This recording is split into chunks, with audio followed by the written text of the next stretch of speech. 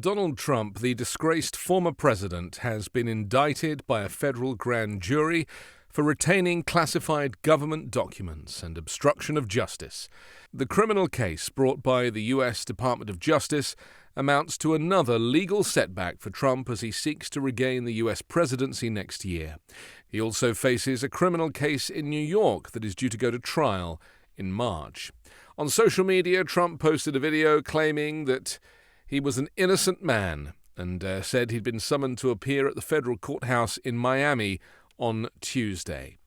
I mean, this is a historic moment, isn't it? Because yet again, here we are, Donald Trump with yet another indictment. Last time was the District of Manhattan for paying off a porn star. I mean, it's unreal. What we are seeing and what we are hearing is unreal. And I say that because this is the former president of the United States who has multiple lawsuits against him, from multiple jurisdictions for multiple different crimes. I mean, Jack Smith, the special prosecutor who has brought this indictment, hasn't even started the indictment process on the overturning of the election, of the coup, of this desire to prevent Joe Biden from taking office, this obstruction of the peaceful transfer of power. What we're dealing with here in this case is the stolen documents, the Espionage Act, and then obstruction trying to prevent the FBI from doing their job. Now, interestingly, Donald Trump was the one that leaked this story. He was the one that posted that he'd been indicted and that he was due to appear in court in Miami on Tuesday. It was him that did it. The FBI didn't do it. The Justice Department didn't do it. It didn't come from any of the authorities. It was Trump. And this is a tactic of his that he did previously when there was that search of Mar-a-Lago after they said to Trump, are there any other documents? And he said, no, that's it. You've got them all. And the FBI kind of knew there might be more. So they got a search warrant and they went looking in Mar-a-Lago. It wasn't the FBI that leaked or announced that they were doing this search. It was Trump. It was Trump that was the one that posted that he had been raided, as he called it. It wasn't a raid, of course. It was a peaceful search with his lawyers present. And to really understand how Trump kind of uses these opportunities to try and get support, to play the victim, and also to fundraise. Because off the back of this indictment, he's already pushing the fundraising subject and raising, undoubtedly, between now and Tuesday, the guy will raise millions for his campaign. And as we know, the money that he raises, there are questions as to where that money goes. And so here we are in a situation where the right-wing media is accusing the Justice Department of doing Joe Biden's bidding. Well, of course, the Justice Department is independent of Joe Biden. Joe Biden might select the Attorney General, but he doesn't have contact with him. It's not the way Trump ran his Justice Department, where William Barr was basically his personal attorney. And this projection, the idea that Biden would run an operation in the same way that Trump did, is completely false. You know, Biden is a career politician, a public servant who believes in the separation of powers. And, you know, he doesn't even talk about Trump. He purposely stays out of it. But unfortunately, if you were to watch the right-wing media, as I do on your behalf to save you the effort, they are just repeating Donald Trump's talking points, which is that this is a witch hunt and this is weaponized and this is all done because they don't want Trump to run in the election, to win the election, and claiming that he's ahead when he's not ahead. And the chances are that if he was to enter the race in 2024, that he wouldn't win. His support for these extremist and fascist policies is minimal. It might just be 20 or 25% of the voting public. Because, you know, I think he is now, he's beginning to be exposed as an extremist.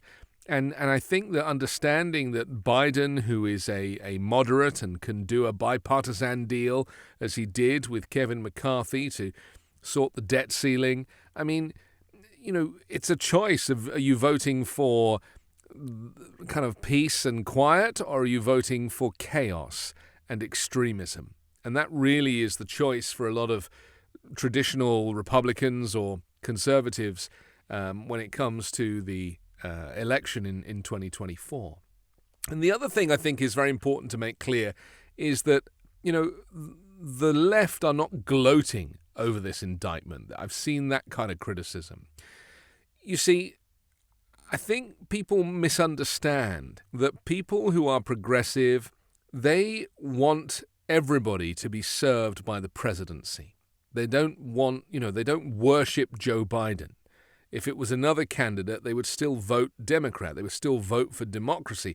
The difference with Trump is he is a cult leader, and people are supporting Trump, and it's all about Trump. And whatever Trump says, people will vote for. And this is a very extreme Christian nationalist movement that has grown, evangelicals, people that believe that Donald Trump is the second coming and that only he can be their savior. And of course, that's all just garbage. The only person Trump cares about is Trump. He didn't do anything for these people. Your life under Donald Trump between 2017 and 2021 did not get better. There was not any change to your life, even though he might claim that there was by closing the borders and refusing to do trade with China and, giving people a $1,000 tax break at the beginning of his presidency, a rebate. Effectively, it was money they'd already paid, and doing that whole fake check thing where it looked like the money had come from him.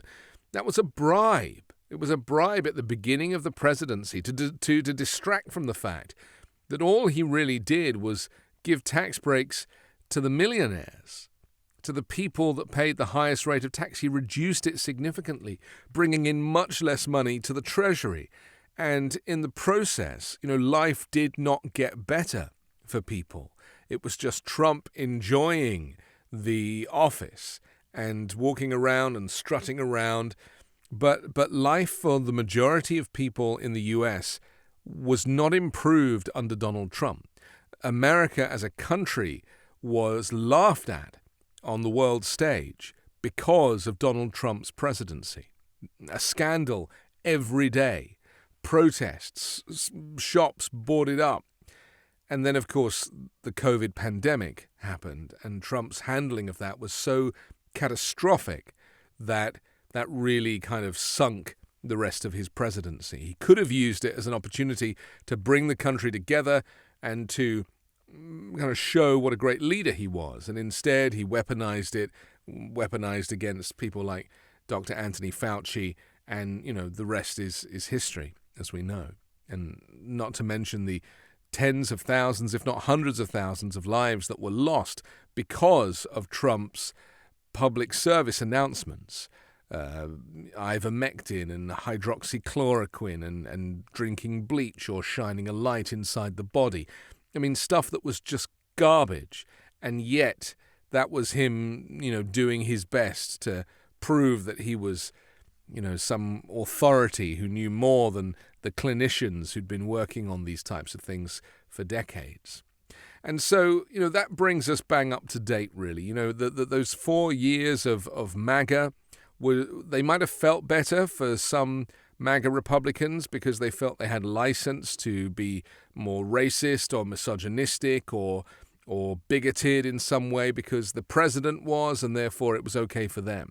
And really that's the ticket that he's running on again for 2024. He's basically saying, you put me back in, you can say what you like, you can treat people however you like, you don't have to abide by social norms or a kind of civilized society. And as we know, the National Rifle Association successfully lobbied him, and he very much took their side, had no interest in dealing with gun safety or reducing school shootings, any of the really important things that are necessary for the United States.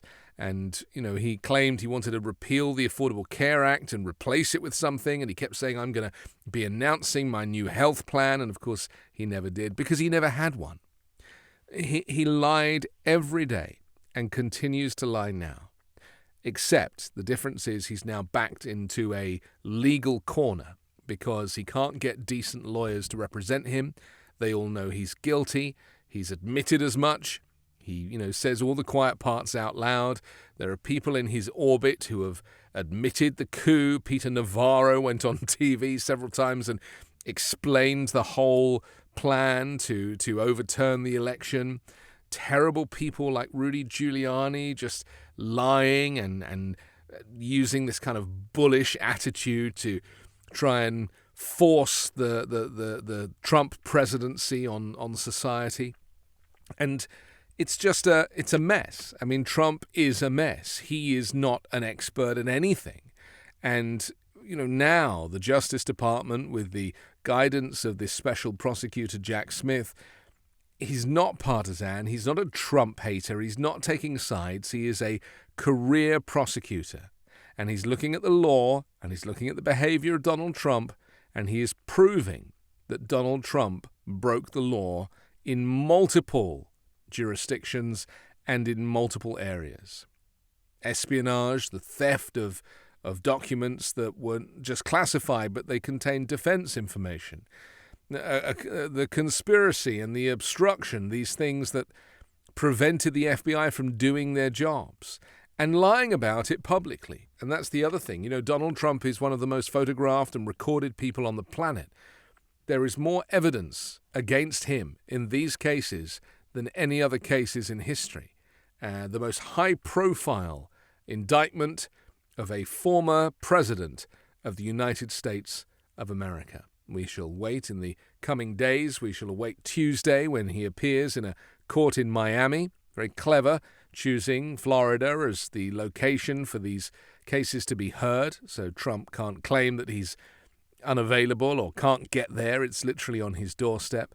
And let's see how this plays out before, of course, we start to hear about further indictments surrounding January 6th and the insurrection, which are also coming under the banner of conspiracy and the desire to overturn the legitimate election of Joe Biden in 2021.